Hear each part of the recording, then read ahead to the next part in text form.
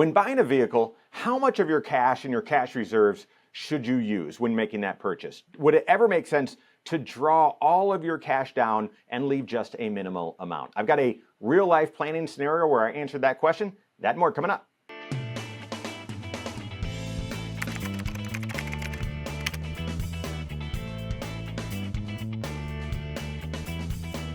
My name is Mike Bernard. I'm the host of the Wise Money Show. I'm also one of the certified financial planners right here at Korhorn Financial Group. Make sure you hit that subscribe button, turn on notifications, and smash that thumbs up button. Your present financial position is one of the 6 areas of your financial life. Present financial position is your cash flow. It's your net worth, so all of your assets minus liabilities. It's your cash flow operating system. Some people call that a budget. We call it a 3 bank account system. And so, yeah, it's sort of the foundation to your financial life. Well, recently got a question from a friend and client that we've served for well over a decade, and I think this type of question is going to start coming up more and more. They have needed a new vehicle, and it's not like we've sort of wanted it, we'd like an upgrade. They have needed it for, I'm going to say, 5 years since COVID. We were planning for and talking about a vehicle purchase back then, and then of course, everything went weird, and then car prices went through the roof, and things have normalized a little bit. But where we stand right now, if they needed it 5 years ago, they're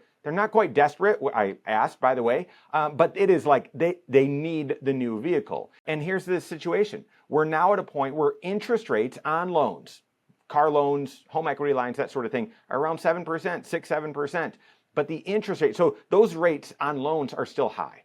But the interest rates that you're getting on your cash that you're receiving in your bank account, those are declining. We're at 3.5%, 4%, maybe 3%, depending on the time you're listening to this. So we had a pocket, a window, where interest rates at the bank either match the loan rates or were very, very close. And now interest rates at the bank are well below, interest that you can get on your savings, well below what it would cost to borrow. So of course, here's the question. They think they finally found the purchase. They think they finally found the vehicle. It's within range of what they expected to spend. And they've got a fully funded car fund, but it's not enough to completely pay for the car in cash. So they asked the question: should we take some money from some of the other savings accounts that we have saved up, some of our other cash reserves, and go at and make the car purchase without a loan? Or would it be better to keep those savings intact and not cut too deep with our savings and get a loan instead? Our team of certified financial planners gets asked this question a lot, and we wouldn't share what I'm about to share with you too frequently, okay? This was a very, very individualized advice, but in their situation, I didn't hesitate. I said, yeah, I would use more of your savings and pay for that vehicle without taking the loan. Here's a few reasons why I would say that. While I wouldn't give that as sort of broad brush advice that would apply to everyone, in their situation, it makes sense. First, they've been doing our 3 bank account system, cash flow management system, for not just a few years, for a couple of decades. They've been managing meticulously their monthly expenses and then their non-monthly expenses, while also saving up for a fully funded emergency fund and other large financial goals. So they have a decent amount of cash set aside, earmarked for non-monthly future items, future expenses. Like I said, the car fund was one of those. And that structure means that they really don't have any debt. They've got a little bit still on a mortgage, but they've never had credit card issues. They've never had consumer debt issues. So this isn't something, well, if we take a little bit more from savings, is it likely that you'll overspend and all of a sudden have a lot of consumer loans? Unlikely. Possible, you never know, but very unlikely based on their disciplined past. Additionally, this 3 bank account system really allows you to save up and have awareness on known upcoming expenses and set money aside for them. Therefore, by taking money, by borrowing money, by using money that was actually earmarked for other purposes, they've got a structured cash flow position and structured cash flow system where they can rebuild those savings accounts in a matter of months as opposed to years, or really not having any operating system to rebuild those accounts. No. They're going to continue to work that same system they've been using and have that cash replenished in just a short period of time. And there's a couple other reasons why I, in their unique situation, said, yes, yes, I would use more cash so that you don't have to get a loan at a high interest rate when your cash is only paying a little bit. And those couple other reasons, they are on track for their long-term retirement goals. Their entire financial situation is not on the razor's edge. They've got some buffer. They're on track. They know where they stand. And then lastly, they also have more safety nets or other safety nets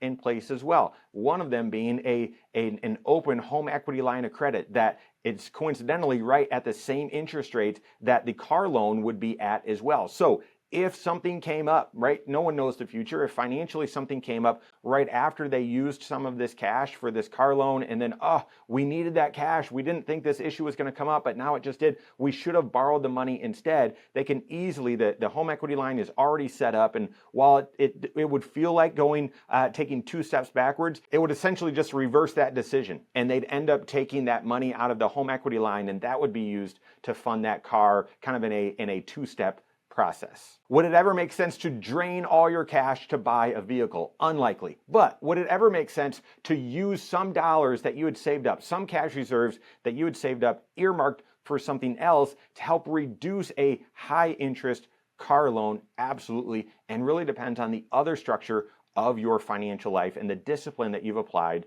to your cash flow system. So here's my question to you. What's your cash flow system? Do you have an operating system where you've got clarity on all of your known monthly expenses, as well as all of your known non-monthly expenses? This is where a lot of people get in trouble with consumer debt or get behind the 8 ball is, yeah, they know all their monthly bills, I've got that covered, but the non-monthly bills, the things that only show up every quarter or every year or even every couple of years, when they do show up, it's always just been, well, a hope and a prayer that we've got the cash, the liquid cash in the checking account to cover that. Otherwise, it's going to be a scramble and it's going to create a lot of stress. No. A delayed spending account. That's the second bucket in that three bank account strategy. That second bucket is where you have visibility and clarity on those known upcoming expenses, and you're setting money aside every single month. So when those expenses come up, it's not a surprise, and financially you are prepared. And then that third bank account, a fully funded emergency fund. So if something comes up out of the blue, unexpected, that you couldn't have foreseen, you've got the resources there, doesn't create a lot of stress. Work that 3 bank account system in your financial life. If you don't have a CFP that can help you with that, you can contact one on my team. Find us online, Korhorn.com. That's Korhorn with K, wisemoneyshow.com. You can find us there as well, or give us a call, 574-247-5898. All right, there you have it. Go out and take your next wise step in your financial life.